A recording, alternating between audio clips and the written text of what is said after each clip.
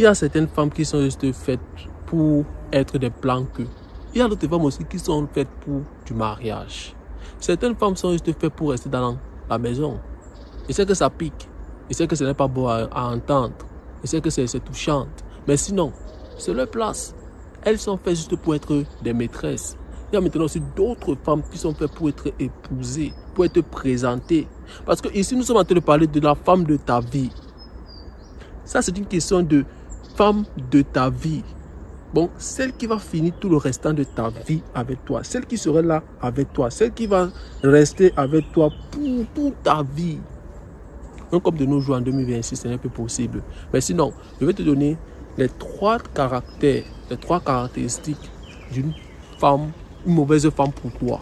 Le premier critère d'une mauvaise femme pour toi serait cette femme qui va te dire qu'elle a besoin d'un homme financièrement libre, qui va prendre soin d'elle. 7. Elle a raison, c'est dans son droit. Toutes les femmes ont raison lorsqu'elles disent que elle veut un homme qui va prendre soin d'elle et elle veut aussi un homme financièrement libre. Elles ont absolument raison, moi je certifie ça. Mais la question qu'on se pose et que moi je te pose, c'est Nyango, est-ce que toi-même, quand tu dis que tu as besoin d'un homme financièrement stable, un homme qui va prendre soin de toi, mais quand toi-même tu te regardes devant le miroir, est-ce que toi-même tu mérites ça? Parce que la plupart des personnes, c'est la question qu'elles ne se posent pas. Quel est ton CV? Parce que le CV d'une femme qui demande ça, c'est le CV d'une femme pure. Quand je dis pure, c'est pour dire dans tous les aspects. Tous les aspects, même dans son niveau cérébral. Mais toi, tu ne peux pas me dire que, de un, d'abord, tu es d'abord une fille qui n'a pas d'abord de valeur propre. De deux, tu es une fille qui a été malmenée, fracassée, montée, descente, machin, truc. Tout ce que tu peux apporter à un homme, c'est juste ton côté physique. Et le reste, c'est les problèmes, les maux de tête, un passé lourd, les problèmes, le stress. Mais c'est toi qui te permets de dire que tu as besoin d'un homme financièrement stable, tu as besoin d'un homme qui va prendre soin de toi. Non, tu as juste besoin d'un homme qui va décaisser. Tu as juste besoin d'un homme qui va payer les pots cassés de tous tes ex, de tous ces bagages que tu as. Ces zones, ces court-circuit cérébral que tu as dans la tête. Tu as besoin d'un homme qui va réparer ça.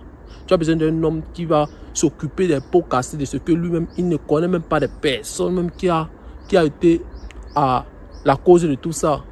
Est-ce que vous... En fait, ça c'est le premier style de femme mauvaise pour toi. Cette femme qui n'a rien à t'apporter, juste leur beauté. Elle n'a rien à t'apporter à part ça. Elle va te dire que ma présence. Non. Une relation est faite du donnant. En fait, les relations de nos jours aussi, c'est du donnant-donner. Et nous les hommes, même, nous ne sommes même pas trop compliqués. On ne demande pas trop à une femme. On ne veut pas une femme qui va prendre soin de nous. On ne veut pas une femme qui va, quand elle dit prendre soin de nous, c'est sur le thème financièrement. On ne veut pas une femme qui va partir gagner des millions juste parce qu'elle veut payer notre loyer. On ne veut pas le style de femme là. Tout ce qu'on demande à la femme, c'est quoi? Notre tranquillité. C'est ça le plus important. Le respect. Plus important. Elle va s'occuper de nos enfants. Plus important. Plus important. L'écoute. Important. C'est tout ce qu'on veut. On veut aussi la loyauté venant aussi d'elle. Mais toi, tu es là. Tu as avorté même plus de 6 fois. Tu ne crois plus d'abord à l'amour. Parce que tu as eu au moins même plus de 60 hommes qui t'ont brisé le cœur. Ce qui fait en sorte que tu ne crois plus à l'amour. Tu ne connais pas fermer ta bouche. Tu ne connais pas demander désolé quand tu as tort. Tu ne connais pas t'excuser. Tu ne connais pas parler doucement. Tu ne connais pas écouter. Tu es là l'impolitesse, le manque de respect. Tu es toujours là en train de lancer les mots. Quand ton homme te dit A, tu es en train de dire Z. Tu es là jusqu'à Y. Tu es là, tu casses les choses, tu commences à crier. Tu ne connais pas être soumise. Tu n'as aucun respect pour une figure masculine à ton égard. Mais c'est toi qui te permets d'avoir ce genre de standard. Non, ça c'est de l'illusion. Alors mon gars, épargne-toi de ce style de femme. Le deuxième type de femme qui est mauvaise, le deuxième type de femme mauvaise pour toi serait le style de femme qui va dire que l'homme qui m'aime va m'aimer avec mes enfants. Et d'autres personnes aussi tombent dans ça. Les gars, vous ne savez pas une chose. Comprenez que le fait de prendre soin d'une autre progéniture qui n'est pas de le vôtre, vous ne pouvez jamais avoir de l'autorité sur cette progéniture, de un. Et de deux aussi, vous ne serez pas respecté ou accordé ou valorisé pour tous les efforts que vous faites pour cette progéniture. Je vous explique. Et c'est que c'est arrivé à plusieurs personnes qui ont eu à prendre soin des mamans célibataires et leurs enfants. Le fait de prendre soin d'une progéniture qui ne t'appartient pas. Mon gars, laisse-moi te dire que à la longue, tu serais méprisé pour ça. Parce que même l'enfant, il y a certains enfants qui reconnaissent, certains enfants qui sont faits d'une logique. Ils vont reconnaître que non, même comme toi, tu n'es pas mon père, mais sinon, c'est toi qui t'es occupé de moi quand mon père n'a pas pu le faire. Ils vont reconnaître ça, ils vont te donner le respect là pour le fait que tu as fait ça. Mais sinon, la plupart des enfants que vous allez faire ça, à qui vous allez faire ça, ce sont les enfants qui sont ingrates. Tu vas voir qu'un jour, quand tu vas vouloir lui dire que oh, Yannick, chez moi, on ne sort pas à 18h. Yannick, pourquoi tu as fait ceci? Il va te dire que mon gars, tu n'es pas mon père. Et c'est vrai, tu n'es pas son père. Et là que tu vas comprendre que tout ce que tu faisais pour lui, là, en voulant recevoir cette admiration, cette considération venant de lui, là, ça serait parti dans l'eau. Quand tu vas commencer à lui dire que le soir, si tu ne fais pas tes devoirs, je te confisque la PlayStation, tu vas voir ce qui va se passer. Tu n'es pas mon père.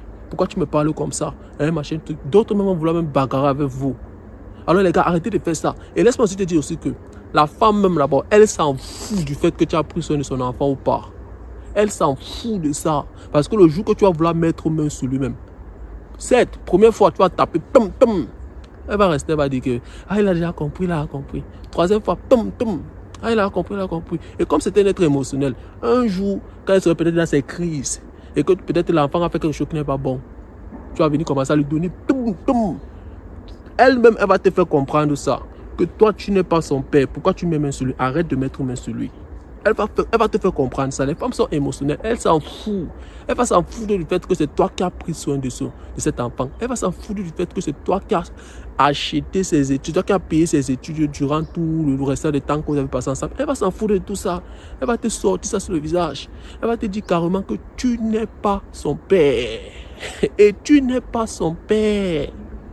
Et le fait aussi que tu prends aussi soin aussi d'une maman célibataire, laisse-moi te dire que tu vas rester le troisième choix à vie.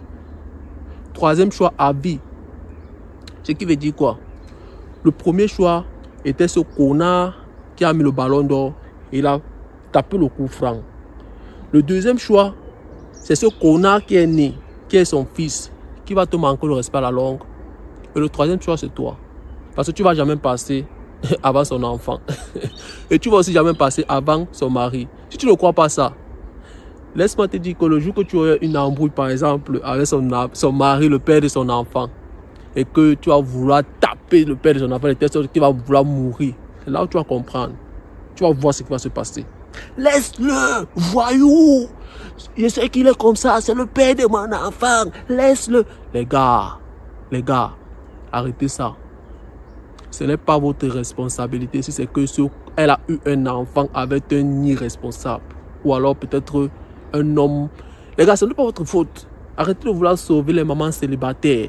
Ce sont les femmes qui sont juste là pour passer du bon temps. Et laisse-moi te dire que tu n'as rien à la porter.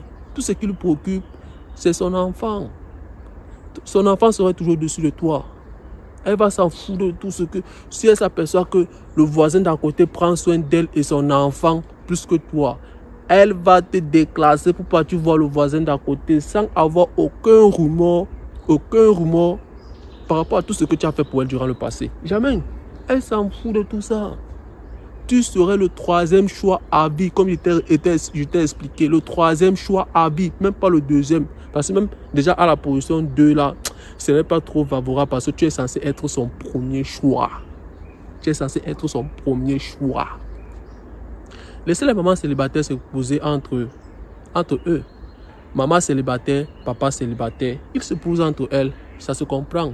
Il n'y a pas de mots de tête. Chaque personne a son enfant, machin, truc. Oui.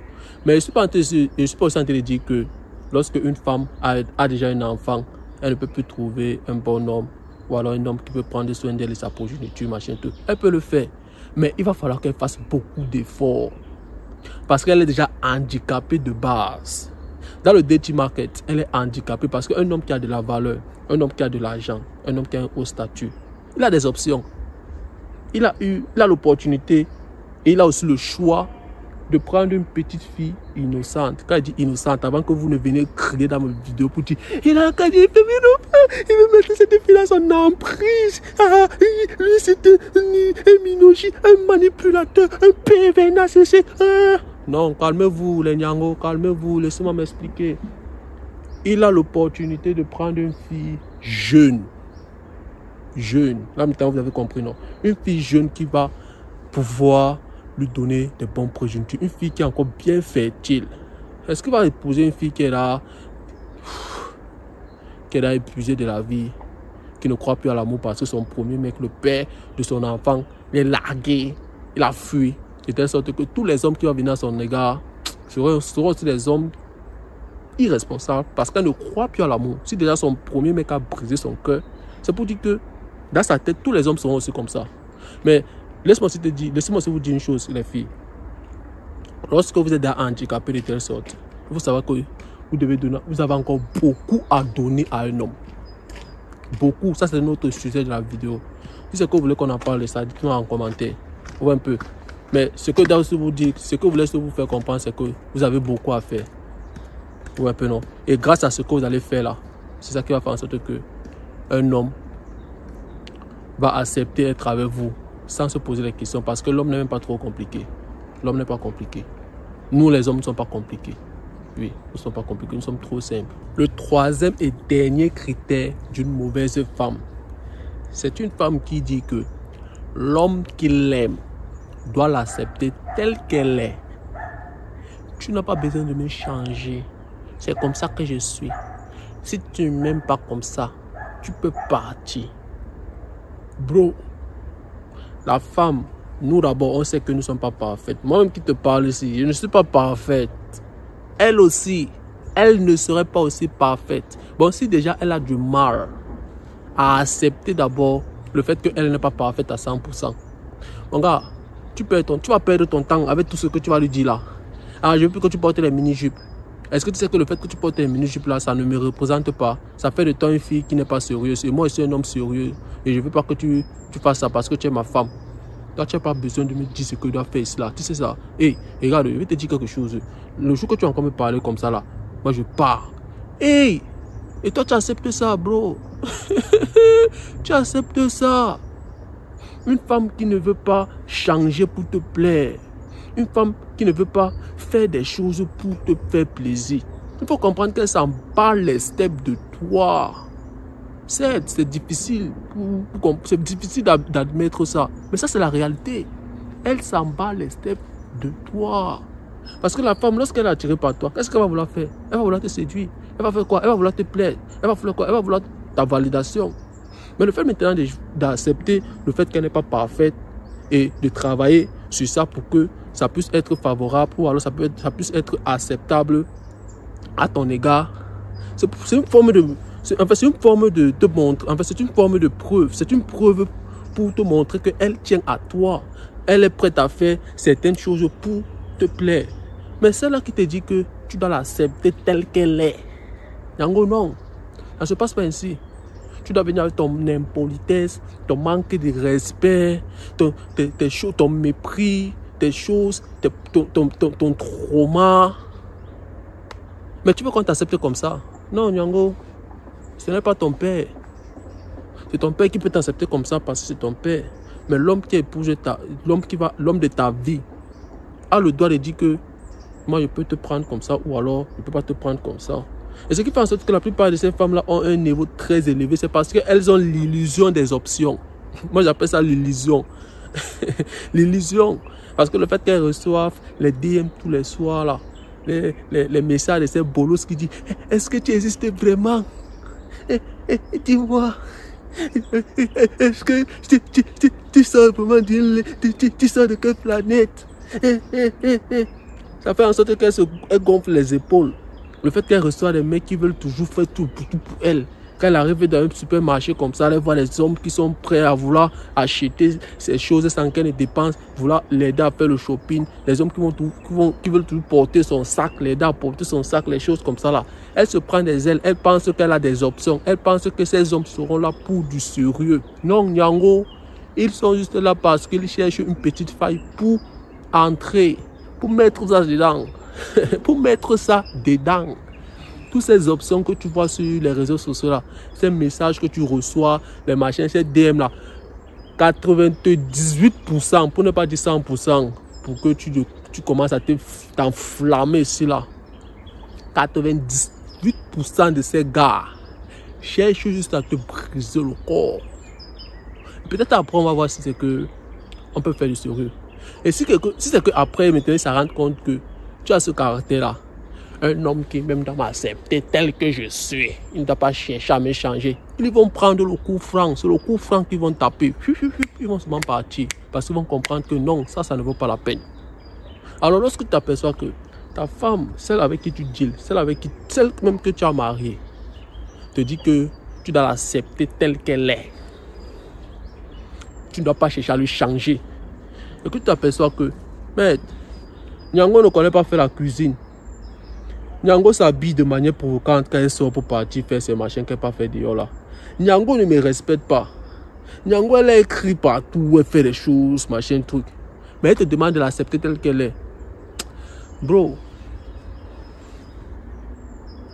Elle doit partir voir son père qui peut faire ça. Toi tu n'as pas le temps là. Parce que si c'est qu'elle t'aime vraiment, elle va faire l'effort de travail. En fait, la femme sait s'adapter pour... En fait, elle sait plaire à un homme. La femme sait plaire à un homme. Même c'est que... En fait, les femmes sont prêtes. Une femme, quand elle aime un homme, elle est prête à faire des choses pour cet homme. Des choses qu'elle n'a jamais fait dans sa vie. Elle serait prête à faire ça pour elle. Moi, j'ai déjà eu les filles qui ont fait des choses pour moi. Les filles qui ont fait des choses qu'elles n'ont jamais fait. Mais avec moi, elle a fait ça. Elle a fait ça. Par exemple, on prend un exemple bête. Ma dernière relation récemment. La fille avec qui j'étais n'a jamais mis pied à la salle. Jamais de la vie. C'est pas le fait qu'elle était avec moi. Elle a commencé à partir à la salle. Elle a commencé à partir à la salle parce qu'elle veut me séduire. Les femmes savent séduire un homme. Et maintenant, pour te séduire, pour créer un lien profond avec toi, elle va vouloir miroiter ton comportement, miroiter les habitudes, en fait, miroiter ce que tu fais. Pour te faire comprendre que elle est aussi dans ton même calibre. Si elle s'aperçoit que tu es un mec qui fume, qu'elle n'a jamais fumé, elle va commencer aussi à fumer pour te faire comprendre que on peut parler ensemble parce qu'on fait les mêmes choses. Je suis séduisante, je suis sexy parce que fais ce que toi aussi tu fais. On peut avoir un sujet de conversation, on a un lien ensemble, c'est ça. Donc, gars, lorsque une femme te dit que tu dois l'accepter telle qu'elle est, tu ne dois pas... Machin, je répète encore, on sait, moi-même je sais que personne n'est parfaite. On a aussi des côtés bons, on a aussi des côtés mauvais. Mais le fait de vouloir s'améliorer tous les jours, ça donne l'envie. Le fait de souvent travailler un peu sur nos choses un peu qui ne sont pas bonnes, sur nos mauvaises habitudes, sur nos mauvaises choses, ça donne encore l'envie. Parce que tu as face à toi une femme, par exemple, qui ne connaît pas préparer, mais que tu t'aperçois que tous les soirs, elle est en train de prendre les cours sur YouTube, sur comment faire pour tourner le couscous à son mari. Mon gars, ça te donne l'envie, ça te donne encore la motivation. Tu comprends qu'elle, vraiment, elle est en train de faire tout pour que votre relation puisse être épanouie, puisse être bien. Parce qu'elle se donne des efforts. Là, maintenant, c'est aussi des filles que tu peux pousser. Tu peux encore l'aider. Tu peux même partir payer une formation pour qu'elle parte là-bas apprendre la cuisine. Parce que tu vois qu'elle a déjà cette volonté de vouloir changer. Elle te donne ce pouvoir de mettre la main pour l'aider à changer. Parce qu'elle a cette volonté. Mais celle-là qui ne connaît pas préparer, elle s'en fout du fait qu'elle connaît préparer ou pas. Tous les soirs, elle est là pour poster les vidéos sur TikTok pour dire qu'elle n'a pas besoin d'un homme, ou elle est en train de regarder les clashs de telle personne, elle est en train de regarder la vie de telle fille, tel camarade. Après, elle vient te dire comment sa camarade, son mari a fait cela, machin, truc, go, sans toutefois pointer le doigt sur les choses importantes qu'elle est censée faire en tant que femme. C'est elle que tu veux prendre au sérieux. C'est elle que tu veux considérer comme une femme à long terme. C'est là qui te dit que tu es censé l'accepter comme ça. Non, mon gars. Alors, mon gars, j'espère que la vidéo était claire. Dis-moi ce que tu en penses de la vidéo en commentaire et reste concentré. Des machines et encore passé aujourd'hui. On se revoit dans une prochaine vidéo, mon gars.